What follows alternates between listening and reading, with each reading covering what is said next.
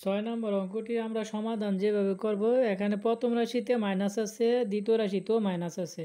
তাহলে আমরা ওই এখানে প্রথম সূত্রটা লিখছিলাম মাইনাসে মাইনাসে প্লাস, সেই হিসাবে -3 ইন্টু -6। তারপরে আমরা লিখব পি এর হিসাব করব, পি স্কোয়ার, তারপরে আছে ইন্টু দ্বিতীয় রাশিতে p⁵। তারপর আমরা হিসাব করব কিউ।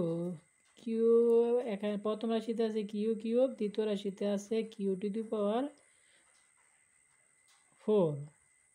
তাহলে আমরা যেহেতু বলেছি যে মাইনাসে মাইনাসে প্লাস, সেই জন্য প্লাস লিখতে হবে না। 3 × 18।